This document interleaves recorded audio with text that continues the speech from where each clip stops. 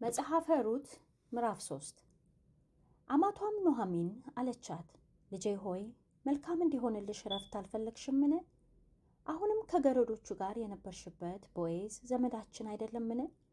እነሆ እርሱ በዛሬ ሌሊት በአውድማው ላይ ገብሱን በመንሽ ይበትናል።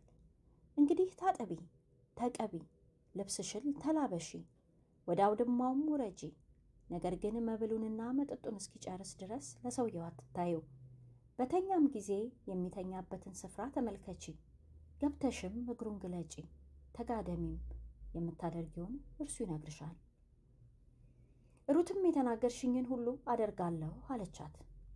ወደ አውድማውም ወረደች፣ አማቷም ያዘዘቻትን ሁሉ አደረገች። ቦዔዝም ከበላና ከጠጣ ሰውነቱንም ደስ ካሰኘ በኋላ በእህሉ ክምር አጠገብ ሊተኛ ሄደ። ሩትም በቀስታ መጣች፣ እግሩንም ገልጣ ተኛች። መንፈቀ ሌሊትም በሆነ ጊዜ ሰውየው ደነገጠ፣ ዘወርም አለ። እነሆም አንዲት ሴት በግርጌው ተኝታ ነበረች። እርሱም ማነሽ አለ።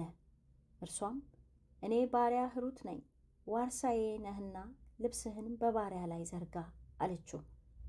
ቦዔዝም አላት፣ ልጄ ሆይ በእግዚአብሔር የተባረክሽ ሁኚ፣ ባለጠጋም ድሃም ብለሽ ጎበዛዝትን አልተከተልሽምና ከፊተኛው ይልቅ በመጨረሻው ጊዜ ቸርነት አድርገሻል። አሁንም ልጄ ሆይ አትፍሪ፣ በአገሬ ያሉ ሕዝብ ሁሉ ምግባረ መልካም ሴት እንደሆንሽ ያውቃሉና ያልሽውን ነገር ሁሉ አደርግልሻለሁ። የቅርብ ዘመድ መሆኔ እውነት ነው። ነገር ግን ከእኔ የቀረበ ዘመድ አለ። ዛሬ ሌሊት እደሪ፣ ነገም እርሱ ዋርሳ መሆን ቢወድ መልካም ነው፣ ዋርሳ ይሁን።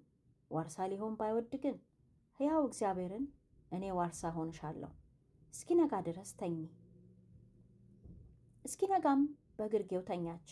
ቦዔዝም ሴት ወደ አውድማው እንደመጣች ማንም እንዳያውቅ ብሎ ነበርና ገና ሰውና ሰው ሳይተያይ ተነሳች። እርሱም የለበሽውን ኩታ አምጥተሽ ያዢው አላት። በያዘችም ጊዜ 6 መስፈሪያ ገብስ ሰፈረላት፣ አሸከማትም። እርሱም ወደ ከተማይቱ ሄደ። ወደ አማቷም መጣች። አማቷም ልጄ ሆይ እንዴት ነሽ አለቻት። እርሷም ሰውየው ያደረገላትን ሁሉ ነገረቻት።